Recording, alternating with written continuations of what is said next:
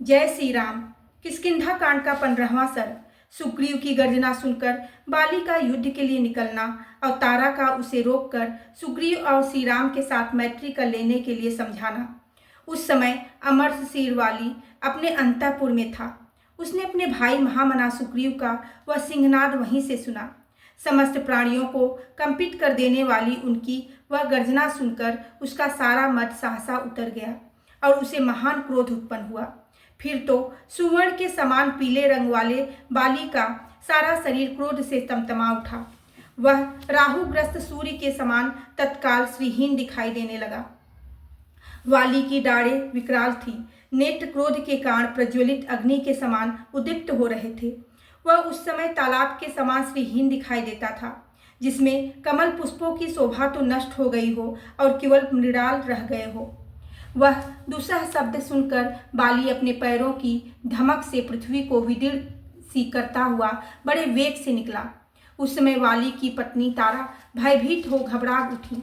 उसने बाली को अपने दोनों भुजाओं में भर लिया और स्नेह से सौहार्द का परिचय देते हुए परिणाम में हित करने वाली यह बात कही, वीर, मेरी अच्छी बात सुनिए और सहसा आए हुए नदी के वेग की भांति इस बढ़े हुए क्रोध को त्याग दीजिए। जैसे प्रातःकाल शैया से उठा हुआ पुरुष रात को उपभोग में लाई गई पुष्पमाला का त्याग कर देता है, उसी प्रकार इस क्रोध का परित्याग कीजिए। वानरवीर, कल प्रातःकाल सुग्रीव के साथ युद्ध कीजिएगा। इस समय रुक जाइए। अद्यापि युद्ध में कोई शत्रु आपसे बढ़कर नहीं है और आप किसी से छोटे नहीं हैं। तथापि इस समय सहसा आपका घर से बाहर निकलना मुझे अच्छा नहीं लगता है। आपको रोकने का एक विशेष कारण भी है, उसे बताती हूँ, सुनिए। सुग्रीव पहले भी यहाँ आए थे और क्रोधपूर्वक उन्होंने आपको युद्ध के लिए ललकारा था। उस समय आपने नगर से निकलकर उन्हें परास्त किया और वे आपकी मार खाकर संपूर्ण दिशाओं की ओर भागते हुए मतंग वन में चले गए थे। इस प्रकार आपके द्वारा पराजित और विशेष पीड़ित होने पर भी वे पुनः यहाँ आकर आपको युद्ध के लिए ललकार रहे हैं। उनका यह पुनरागमन मेरे मन में शंका सी उत्पन्न कर रही है।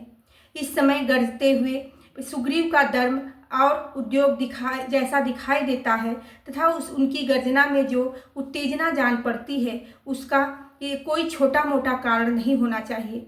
मैं समझती हूँ सुग्रीव किसी प्रबल सहायक के बिना अब की बार यहाँ नहीं आए हैं। किसी सबल सहायक को साथ लेकर ही आए हैं, जिसके बल पर ये इस तरह गरज रहे हैं। वानर सुग्रीव स्वभाव से ही कार्यकुशल और बुद्धिमान है। वे किसी ऐसे पुरुष के साथ मैत्री नहीं करेंगे जिसके बल और पराक्रम को अच्छी तरह परख न लिया हो। वीर, मैंने पहले ही कुमार अंग के मुख से यह बात सुन ली है, इसलिए आज मैं आपके हित की बात बताती हूँ। एक दिन कुमार अंगद वन में गए थे। वहाँ गुप्तचरों ने उन्हें एक समाचार बताया जो उन्होंने यहाँ आकर मुझसे ही भी कहा था। वह समाचार इस प्रकार है। अयोध्या नरेश के 2 शूरवीर पुत्र, जिन्हें युद्ध में जीतना अत्यंत कठिन है, जिनका जन्म इक्ष्वाकुल वंश में हुआ है तथा जो श्री राम और लक्ष्मण के नाम से प्रसिद्ध हैं, यहाँ वन में आए हुए हैं। वे दोनों दुर्जय वीर सुग्रीव का प्रिय करने के लिए उनके पास पहुँच गए हैं। उन दोनों में से जो आपके भाई के युद्ध कर्म में सहायक बताए गए हैं, वे श्री राम शत्रु सेना का संहारक करने वाले तथा प्रलय काल में प्रज्वलित हुई अग्नि के समान तेजस्वी हैं। वे साधु पुरुषों के आश्रयदाता, कल्प वृक्ष और संकट में पड़े हुए प्राणियों के लिए सबसे बड़ा सहारा हैं। आर्त पुरुषों के आश्रय, यश के एकमात्र भाजन, ज्ञान विज्ञान से संपन्न तथा पिता की आज्ञा में स्थित रहने वाले हैं।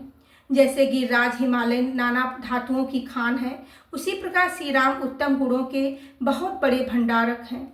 अतः उन महात्मा राम के साथ आपका विरोध करना कदापि उचित नहीं है, क्योंकि वे युद्ध की कला में अपनी सानी नहीं रखते।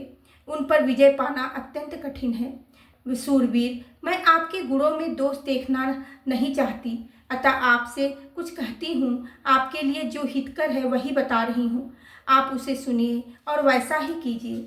अच्छा यही होगा कि आप सुग्रीव का शीघ्र ही युवराज के पद पर अभिषेक कर दीजिए।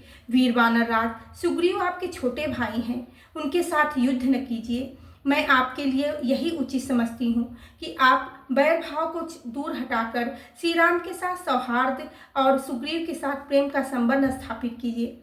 बानर सुग्रीव आपसे छोटे भाई हैं, अतः आपका लाड प्यार पाने के योग्य हैं। वे ऋषमुख पर रहे या किष्किंधा में सर्वथा आपके बंधु ही हैं।